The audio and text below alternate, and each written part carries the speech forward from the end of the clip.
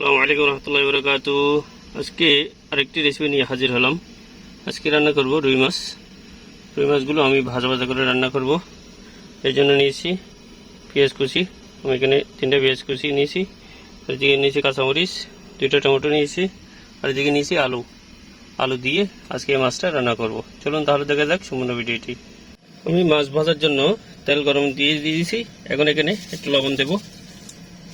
এই দেখতে পাচ্ছেন লবণ দিলাম যাতে মাছের মধ্যে লবণ ঢুকে যায়। এখন আমি মাছগুলো নিয়েছি, মাছগুলো আমি এক এক করে ভেজে নেব।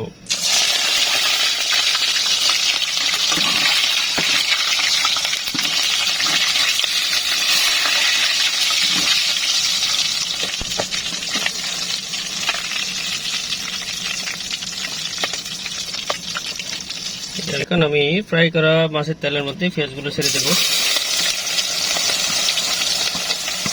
তেল অনেক গরম হয়েছে, পেঁয়াজগুলো দেওয়াতে হাত করে উঠলো। পেঁয়াজগুলো ভালো করে ভেজে নেব যাতে একটু নরম হয়ে আসে। তারপরে আমি এক এক করে বাকি মশলাগুলো দেবো। কারণ আমি ঢাকনা দিয়ে 5 মিনিট রেখে দেবো। নরম হয়ে আসছে, কারণ আমি এক এক করে মশলাগুলো দিয়ে দেবো। প্রথমে দেবো লাল গোড়া মরিচ। মাছের মধ্যে একটু মরিচ বেশি দিতে হয়, তাই আমি এখানে 2 চামচ লাল গোড়া মরিচ দেবো। 2 চামচ লাল গোড়া মরিচ দিলাম। এরপর দেব মশলা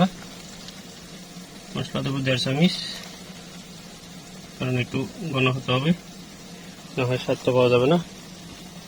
এরপর আমি লং, এলাচি, দালচিনি বিভিন্ন মশলা নিয়েছি, এগুলো একসাথে দিয়ে দেবো।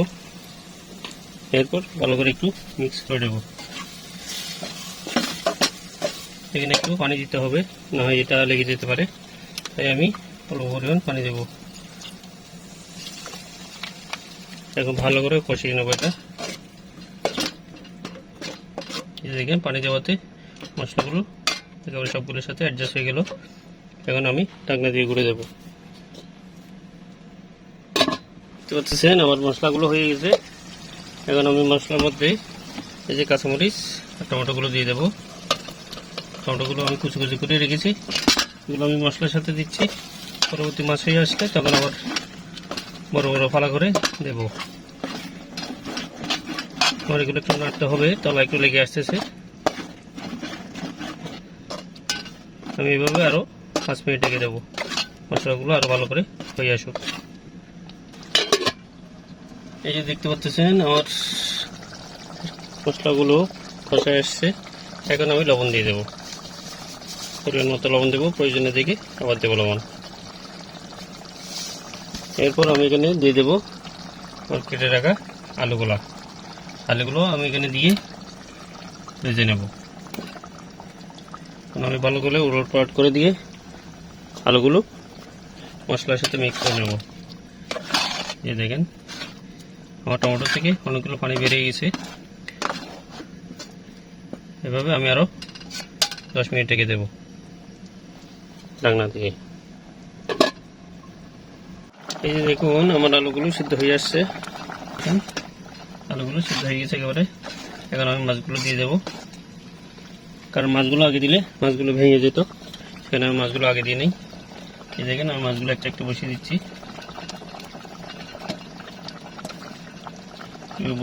চারিদিকে। তারপর আমি একটা একটা করে চামচ দিয়ে নাড়িয়ে দেবো।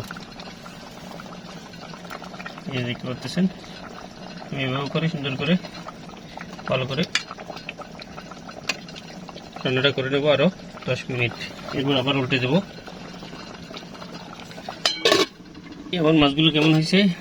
মাশাআল্লাহ আমার মাছগুলো হয়ে আসছে। আমি একটু করে উল্টা দিই। সবগুলো মাছ 1 ফিট হয়েছে, আর 1 ফিট যদি না হয় স্বাদটা লাগবে না। এগুলো একটু উল্টা দিই, এগুলো করে না ভাঙে মতো, কারণ এখন যেহেতু মাছ নরম হয়ে আসছে ভেঙে যাওয়ার সম্ভাবনা আছে। আলুগুলো একেবারে নরম হয়ে আসছে। এখন আমি এখানে টমেটো এবং ধনিয়া পাতাগুলো দিয়ে দেবো। আমি এক এক করে টমেটোগুলো বসিয়ে দিচ্ছি চারিপাশে। এরপর কিছুক্ষণ আগুনে রাখবো, হালকা আগুনের মধ্যে। তারপর নামিয়ে পরিবেশন করব।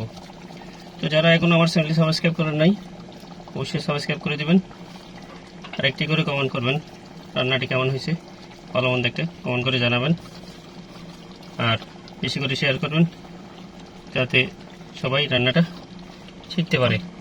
বিশেষ করে যারা আমার মতো প্রবাসী রয়েছে তাদের জন্য এই ভিডিওটা অনেক উপকার আসবে, কারণ কাজ সেরে বাসায় এসে রান্না করতে তেমন মন চায় না।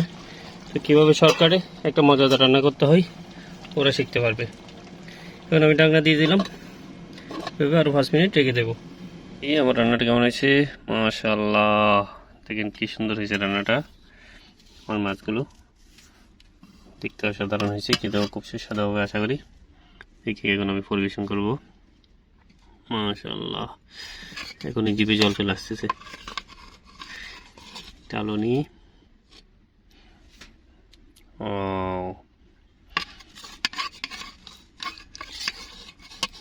চালনি, আমার আলুটা খেতে ভালো লাগে। তারপর একটা মাছ নেব, একটা পেটি মাছ নিই, মাছের পেটি, একটু জল নিই। চুলগুলো দেখেন কি ঘন ঘন হয়েছে,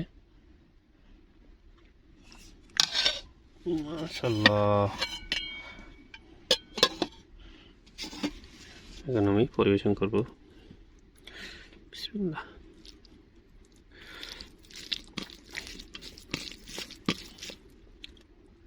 বিসমিল্লাহি ওয়া বারাকাতুল্লাহ।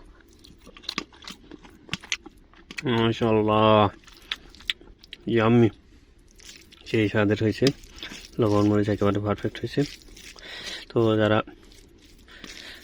দেখেছেন ভিডিওটা কেমন লাগলো অবশ্যই কমেন্টে জানাবেন। এতক্ষণ ধৈর্য ধরে দেখার জন্য অসংখ্য ধন্যবাদ।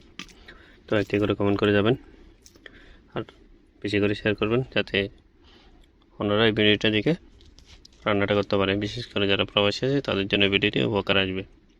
তো দেখা হবে অন্য কোনো ভিডিওতে। আল্লাহ হাফেজ।